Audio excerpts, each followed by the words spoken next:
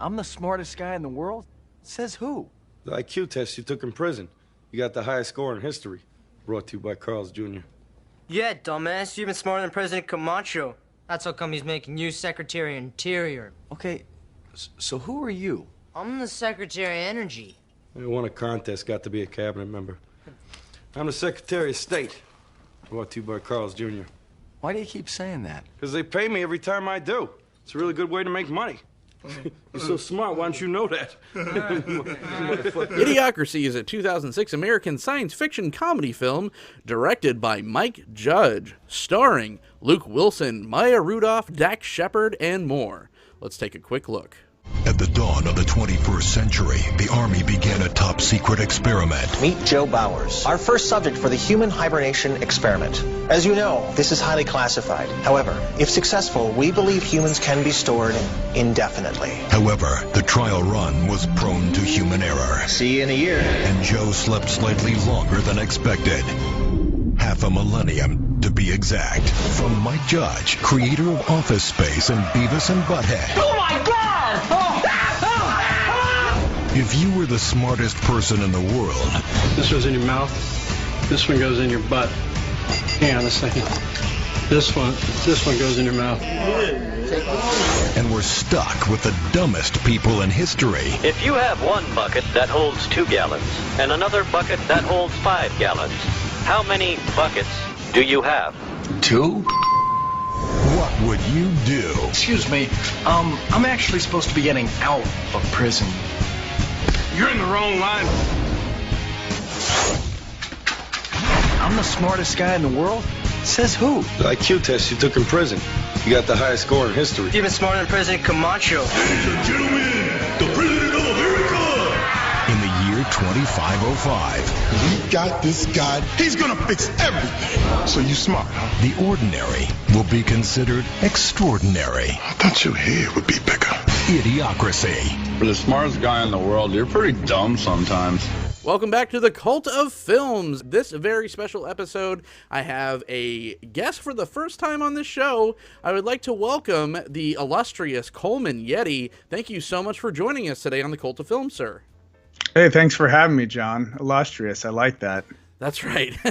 Illustrious and voluptuous. It's not too often on this show that I haven't seen the film prior to, wanting to do a video about this. But sometimes I reach out to people and they have a movie that they feel very passionate about, and today was one of these. So Idiocracy, this was like a black hole for me. I think I've seen the cover art for it, but it never was something that I seeked out or really heard much about, and which is kind of bizarre because this is really garnered quite a cult following, especially from a great director like Mike Judge. So Coleman, why are we talking about Idiocracy? So this is a movie I discovered mid-2000s. I just moved back, was crashing with some friends, going through their DVD collection, pulled it out, went, Idiocracy, what the hell is this? I also had never heard of it, don't know when it came out, and so I put it on, and I went, holy shit, this is where we're headed.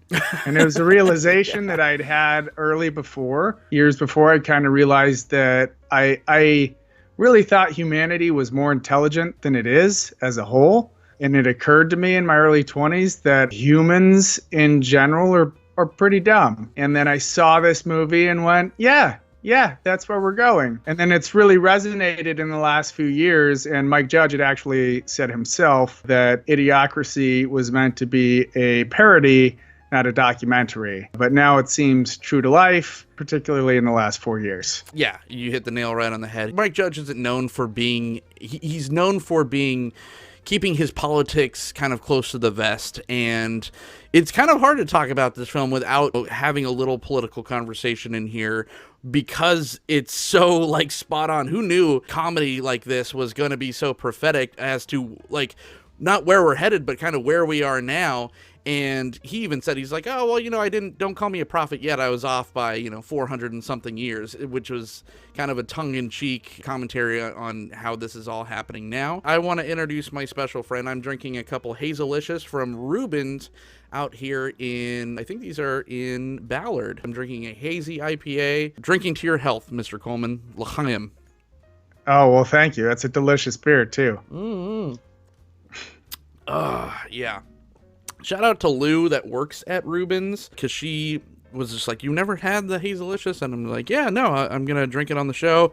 And it is as advertised. I like my IPAs thick and hazy, and this is quite delicious. But yeah, going back to Mike Judge, I mean, famously, he is just like a master satirist, I think is the correct term. All the way back from Beavis and Butthead and Office Space. He's more of he more has commentary on like populism and classism and commercialism. Not so much, he tries to kind of stay ambiguous with the politics. But again, when you're like, throw a random dart at the dartboard and you're kind of this head on, it's hard not to make those connections. Before we get too far into it, Coleman, if you don't mind, what is Idiocracy about? So Idiocracy is about how two people got locked into an experiment. They were supposed to be basically in a deep freeze for a year. And the idea was that people would be frozen and soldiers would be frozen and could be thawed out at any time to bring the perfect soldiers out to fight wars at any given time as necessary and put back in the deep freeze to be brought out again when we're needed. And the male version was a soldier, right? Correct. The male version was a soldier, and they could not find a female version, so they had to find someone from the private sector, and went out and found a prostitute, a painter. She wasn't an actual painter. Okay, maybe. Yeah. Well, Joe never quite learns that. So they both get frozen. The guy that ran the experiment and froze them gets put away for trying to run an illegal prostitution ring because he got really into the pimp game, thought his pimp hand was real strong. It was not, and he got locked up. He was running the pimp ring with her pimp, right? Upgrade. With 2 Ds. Scarface. Yeah, Scarface from the Ghetto Boys as Upgrade. Funny enough, one of the best songs off the Office Space soundtrack was by the Ghetto Boys, so I think that helped carry over into this movie. So they get frozen, he gets locked up, they get forgotten about, they get unfrozen 500 years later in a great garbage avalanche, only to discover that the world has gotten much, much dumber as scientists only focused on boner pills and one other thing. Hair loss.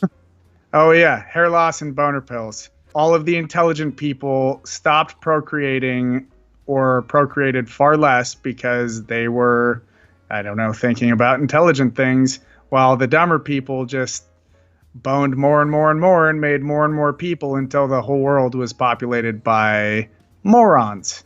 And the movie is essentially them having to navigate this world filled with idiots, including the president and the whole presidential cabinet, and they are now the two smartest people in the whole world. This starts off with one of the best opening sequences. Family of intellectuals, and family's just like a husband wife. They're trying to conceive, and then they're just like, well, hold on, we're gonna take a couple of years to really think about it because it's not great financial or statistical idea right now. And then it kind of time lapses every 5 years, and they're like, okay, well, we're still kind of holding off because we don't have everything in line that we want to. And then it's another 5 years, okay, now we're having problems trying to conceive. And then it goes to the to the point where it's just the guy dies, and she's just well, I saved some of the sperm, so I'm gonna keep trying. But then while it's running parallel to just random Billy Joe Bob that has 400 kids, and he's impregnating the entire city block, which is that's so great. And it's done in such fun, almost PowerPoint type way. Right. Family trees grow. Yeah. And you see Billy Joe's family tree over here explode as he's banging Tammy and banging Cheryl. Yeah. And then his son joins the football team, and there's a great scene where he's like, I'm gonna fuck all y'all. That's my boy. The family tree just explodes. It's so good. And then the literal 500-year time lapse is basically told by the de-evolution of the name Fuddruckers. Oh yeah. Which is so my good. Favorite.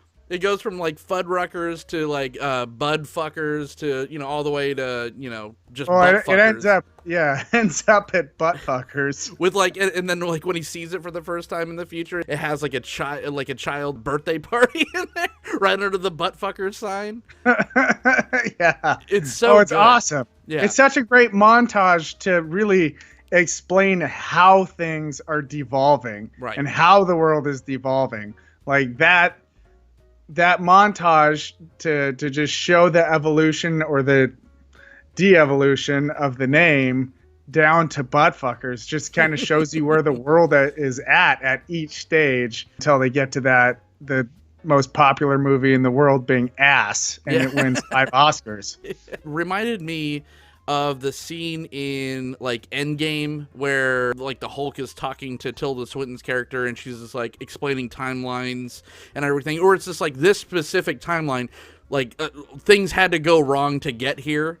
And, you know, this specific army general had to talk to this specific pimp and try to run this thing. And then it was such a scandal that, it, you know, the whole thing had to be shut down. And it was like all these little things got set in motion in this timeline. So it's just like, yeah, a lot of things had to go wrong with this, but it was really fun to actually, like, you see that trope a lot in films where they're like, oh, you know, time travel, and no one could explain it correctly. It's so vast, it's above our understanding.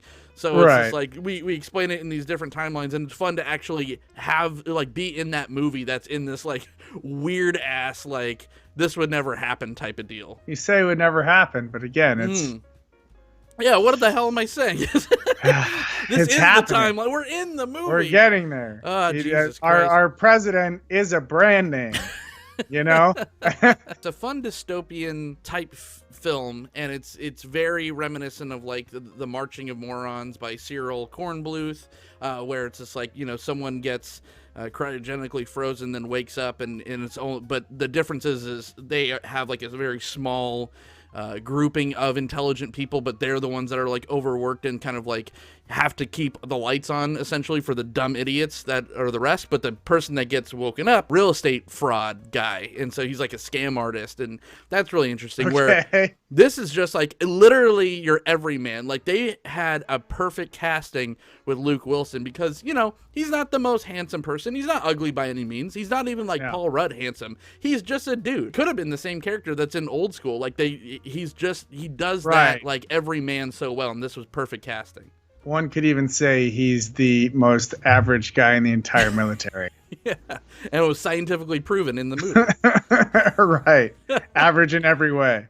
Yeah. Perfect casting. And Maya Rudolph shows her like diversity as far as her acting chops. Like she's just so good. Like you could literally plug her and play her into any like type role. She could do, you know, more muted like rom-coms, or she could do just like, this was a straight up character role where she's just kind of ghetto painter, you know, this lady of the night. Right. And she's just so funny. Like she's just the whole gag is, she doesn't give a shit about anything, and she definitely doesn't care what he thinks, except for the fact that she had to keep this running gag all the way through the end of this movie. Oh, right. She thinks her pimp's gonna come find her 500 years in the future, no matter what. It's awesome. Spoilers, by the way. Sorry, everybody, if you haven't seen this movie.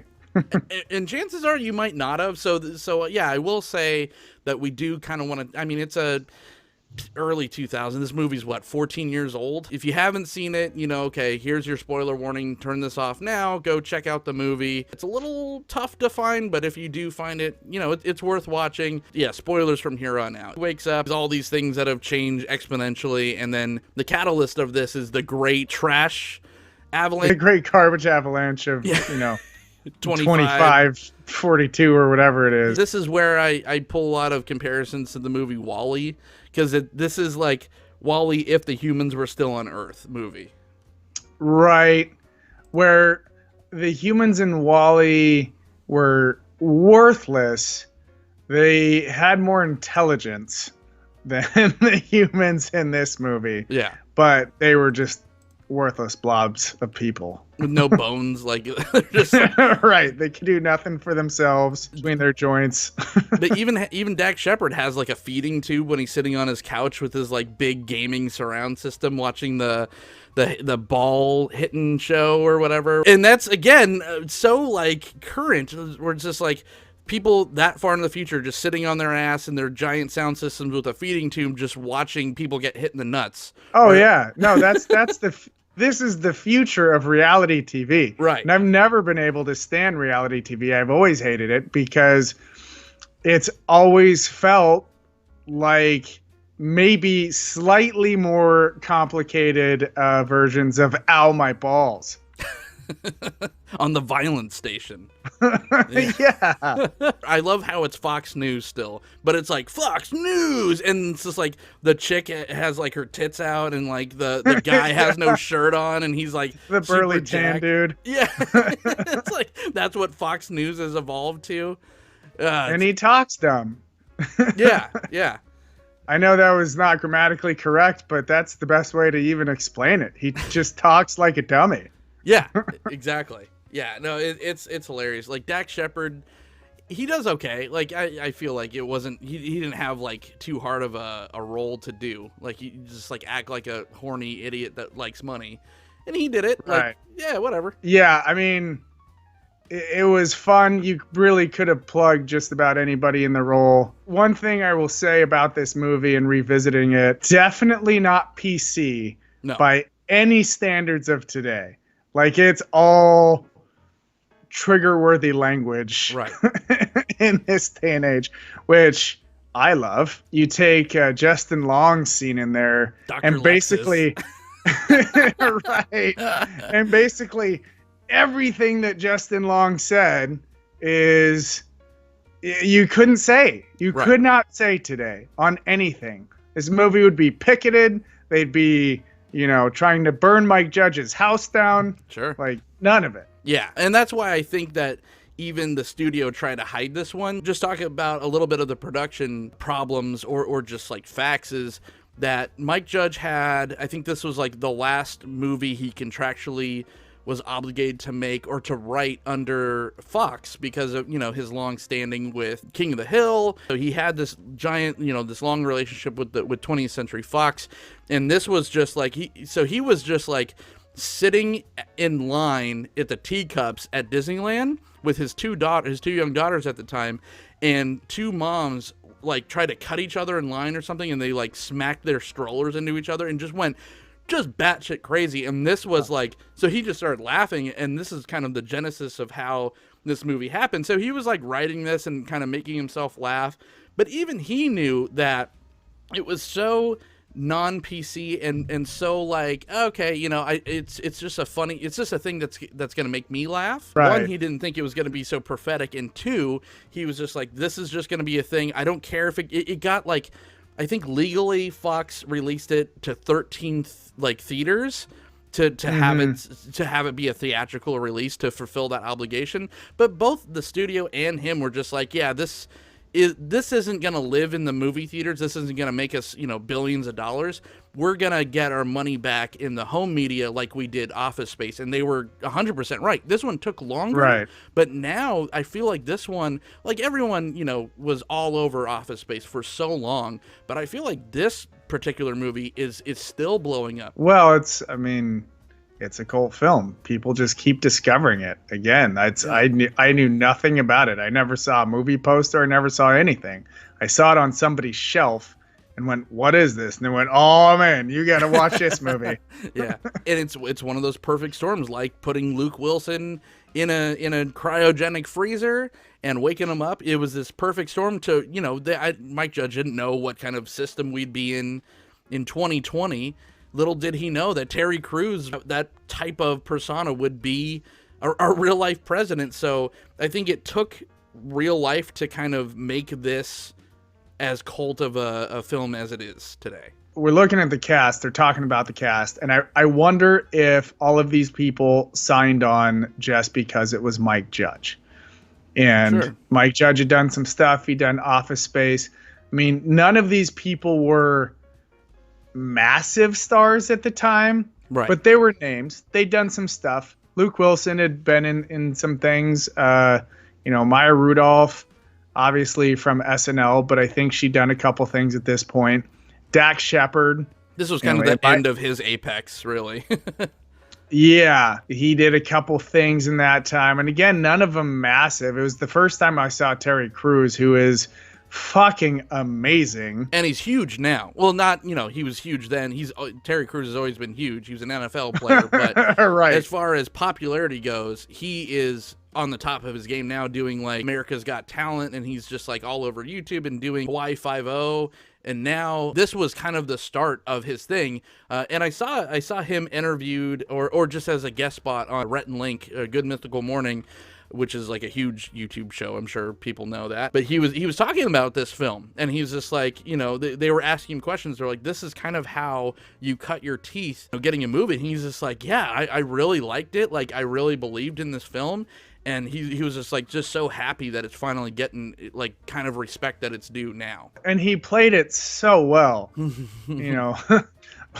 playing this president that is basically sponsored. Mountain Dew is in his name, as are in all of their names. Their names are all sponsors. You've got David Herman, like of Office Space fame, who's saying "brought to you by Carl's Jr."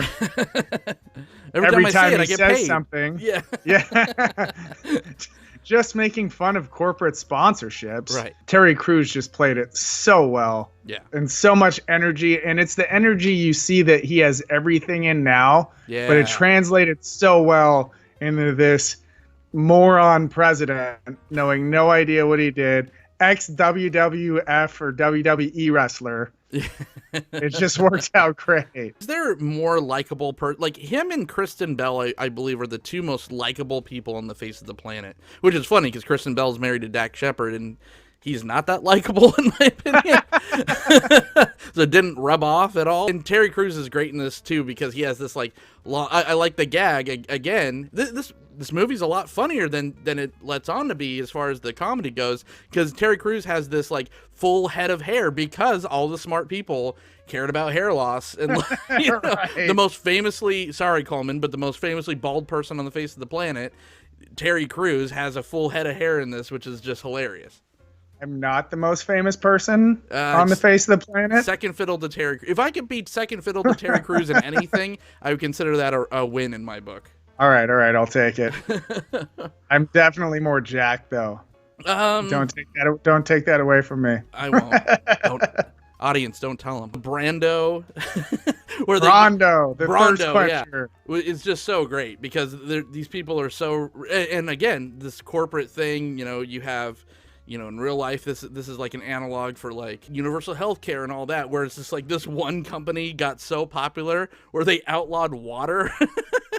Yeah. They just try to like, they're like, oh, you don't need water for your crops. It has electrolyte. Very quotable. And it really just spoke to corporate sponsorship at that point.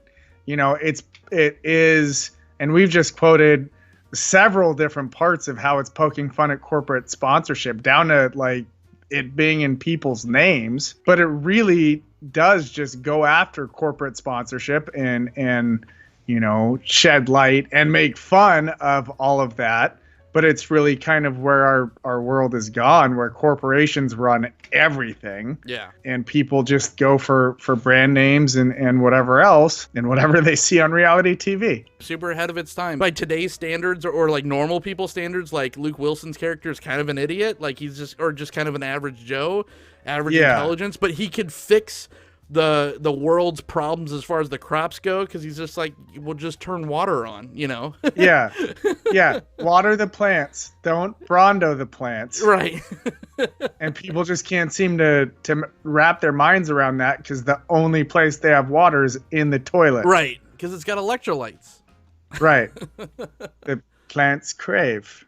Oh man. And talk about the corporate sponsorship, like I heard in pre-production, like brands like your Costco, welcome to Costco, I love you. Like Starbucks and H&R Block and all these companies are like, yeah, sure, you could use our brand, whatever. They thought it was going to be kind of a shining endorsement. They actually had to hide it from them, and then they got so much shit because it was just such a smear campaign on all these like brands, and not them specifically. Like they didn't specifically like had a commentary on why Starbucks coffee is bad or whatever, but it was just the fact that they used their name in this. And then Mike Judge is like, I like thankfully I was a little removed from the vitriol that I got back, so they protected me nicely from the corporate Yeah, I've always wondered about that, about the corporation names that they did include, because typically brands pay a lot of money to have their products, product placement, to have their products in movies. So I was always curious, did they just get permission to use the names, or did the brands actually pay for the use of the name in the movie? They're like, oh yeah, we're gonna get some exposure here when you guys put us in your movie, and then they got Carl's Jr. taking people's kids away from them. Such a great scene. You can't afford to feed your children. Thank you for choosing Carl's Jr. Fuck you, or whatever. Yeah.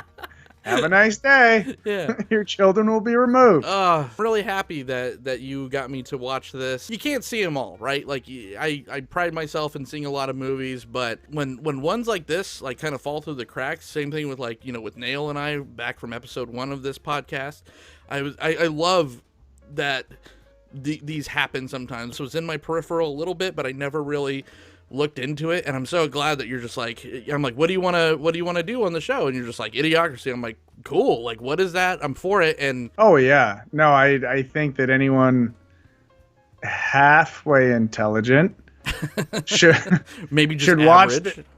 Watch maybe of average intelligence should watch this movie at this point. Hopefully a lot of people out there aren't so deep into being triggered and whatever else that they can see the humor in it and draw the parallels to society as it exists right now. Well, and like most Mike Judge films, this isn't 100% an indictment on the right or left. It's Mike Judge is more, he's a satirist through and through, kind of like a Trey Parker and Matt Stone, like with South Park. It's that type of humor.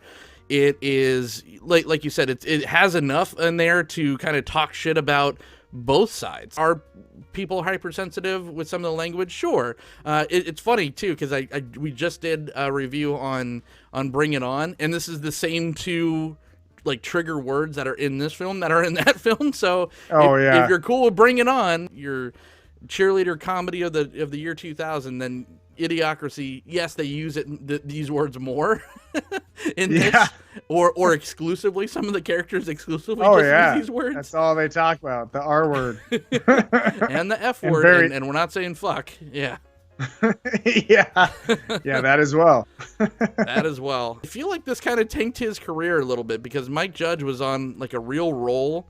I mean, he's not hurting or anything. He's been doing Silicon Valley and stuff, but as far as his cinematic releases go, from what I remember, this was one of his last films. He did Extract after this, which was more in line with an Office Space or an Election, even though he didn't direct Election. It's that type of just kind of dry humor, small town indictment type of film that are super funny, and Extract is great. But after that, he just did not direct again as far as movies go. So I think this film might have hurt him a little bit. I mean, I guess I always have the question with someone like Mike Judge, though, did he want to make more movies? I mean, he just seems like one of those directors that just kind of, he has ideas for projects, and he's done a lot of different things. And I don't know the answer to that. I don't know if he wanted to make more movies, but he might have been so sick of everything by this point that he was just kind of done making movies. And it's not, I mean, they're all kind of cult following type of films anyways. Sure. So he really just, like you're saying, he's a satirist, and he's really just making fun of everything. And he just makes the movies about things that make him laugh, and about environments that make him laugh. And now he's done both. I mean, he's gone to the super dumb people, and then he went up to Silicon Valley, and clowned on all of the super intelligent people, and points out how dumb they are in their intelligence. So, whether it tainted him or not, I don't know. And Silicon Valley's, I mean, that's an HBO show, which is HBO's kind of one of the places to be at this point when it comes to television. Yeah. Maybe it tainted him, maybe not. Maybe he just went a new direction that he wanted to go. Silicon Valley had a great run. I think it just ended last year, so maybe now he's free up to get back into the cinematic director's chair if he chooses to. Like, at this point, I don't think Mike Judge has anything left to prove. I think you know what you're getting with a Mike Judge film. He's influenced some of the best, right? Like, he was just literally from day one just drawing animations and doing voices just to make his friends laugh. So, you know, if you view this with an open mind, see it as not really a mean-spirited, you know, indictment of anything, of one side or another, or just anything else, and just be like, this is kind of funny how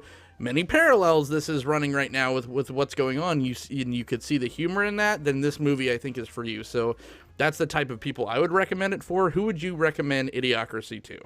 I'd recommend this movie to anybody for several reasons. Different groups. There's the people that I would enjoy them coming back to me super offended by the movie, and they can't believe that I recommended that movie, and it would amuse me just for the discomfort. There are the people on the opposite end, the people that would laugh at all the stupid humor, and I go, you are the people in this movie. Like, you know that, right? Like, your spawn are going to be these awful idiot people. And I've seen it. I mean, I've talked to people. Actually, the person whose shelf that I found it on, you know, maybe one of those people. I'm like, this movie's making fun of you. Essentially, you don't know it, but they just like all the dick jokes. And then the third party being the people like us that can watch something and appreciate it for what it is.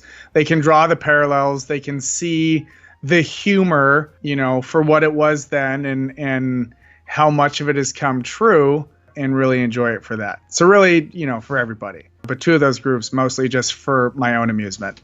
I think you hit it like spot on there, because you don't have to find some deep meaning in this. This can just be put it on in the background and chuckle type of film too. I think that's what is so endearing and probably so timeless about a movie like this, is that it can be what the audience needs it to be for a lot of people. So that's what I think is probably its greatest success. And yeah, is it my favorite film of all time? No, but I'm glad that I saw it. Coleman Yeti, thank you so much for joining us on the Cult of Films. Why don't you look right in that camera, tell everyone what you're up to and where to find you. You can find me on Twitter at Coleman Yeti. I guest host on a podcast called Is God the Devil? You can find on Spotify. I haven't been on there in a while, but I plan to be on again soon. And even if I'm not on there, you should check out that podcast. If you want to talk movies with me, you could do so on Twitter at The Cult of Films, all lowercase letters. Or if you want to follow my personal account, I'm at Jon the Host. So until next time, do you have any cool Idiocracy quotes that we could out on? Brondo, the thirst quencher. We'll see you next time.